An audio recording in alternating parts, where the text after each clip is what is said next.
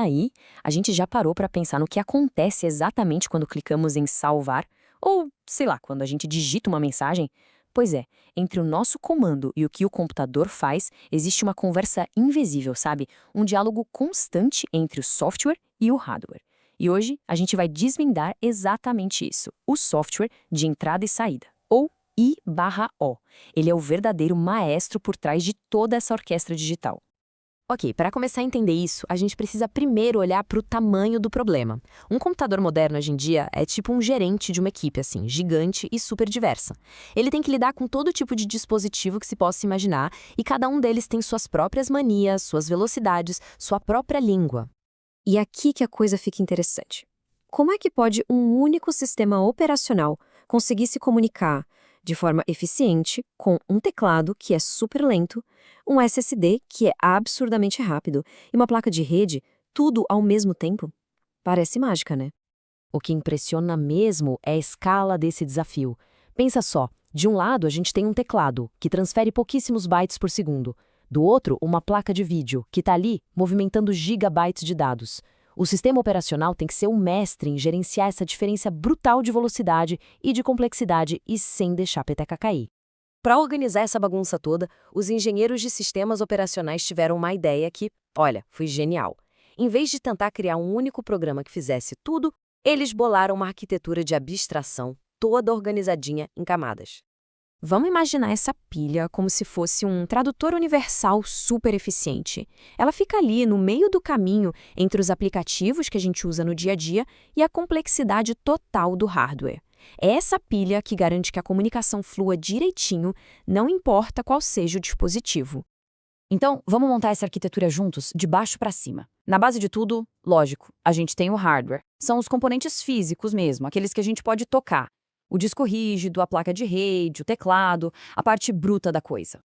Logo acima do hardware vem a primeira camada de software, os famosos drivers de dispositivo.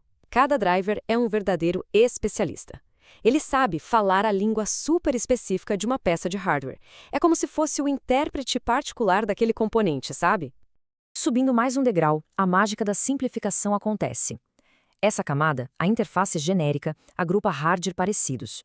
Para o resto do sistema, não importa se é um SSD moderno ou um gravador de DVD antigo, ambos são vistos apenas como dispositivos de armazenamento. Essa camada esconde os detalhes e deixa tudo mais simples. E lá no topo da pilha, onde a gente interage, ficam os aplicativos. Eles não fazem a menor ideia se estão falando com um disco SATA ou com um pendrive. Eles só usam comandos simples, abstratos, tipo, lê esse arquivo para mim, e a pilha de I/O se vira para fazer todo o resto acontecer. É uma ideia simples, mas, nossa, genial. Beleza, agora que a gente já tem um mapa geral da arquitetura, que tal dar um zoom naquela que é, talvez, a camada de software mais crítica de todo esse sistema? Vamos falar dos drivers de dispositivo. Então, o que é um driver? Pensa nele como um software que mora lá no coração do sistema operacional, no que a gente chama de kernel. A única missão dele na vida é ser essa ponte, esse tradutor exclusivo para uma peça de hardware específica, e só para ela. E olha, para ter uma ideia do tamanho da importância disso, dá uma olhada nesse número. Cerca de 60% das 20 milhões de linhas de código do kernel do Linux são dedicadas a drivers de dispositivo. É isso mesmo. Pensa bem, mais da metade do código de um dos sistemas operacionais mais importantes do mundo existe só para conversar com hardware. É impressionante. Tá, mas o que tanto código faz, né? Basicamente, 3 coisas. Primeiro, transferir os dados para lá e para cá. Segundo, gerenciar o dispositivo, tipo ligar, desligar, configurar. E terceiro, que é super importante, reagir a eventos, ou seja, ficar de ouvidos atentos para quando o hardware precisar chamar a atenção do sistema. E isso tudo levanta uma questão bem legal. Como é que um driver e o hardware conversam na prática? Existem estratégias diferentes para essa interação e cada uma tem lá suas vantagens e desvantagens. Vamos ver. A primeira estratégia é o polling, ou varredura. É o jeito mais simples. A CPU fica perguntando para o dispositivo sem parar. E aí, já terminou? E agora, terminou? Sabe criança ansiosa no carro perguntando, já chegamos? É a mesma coisa. Funciona, mas é super ineficiente, porque a CPU fica ali, presa, sem poder fazer mais nada. Agora, um jeito bem mais esperto de fazer isso é usando interrupções.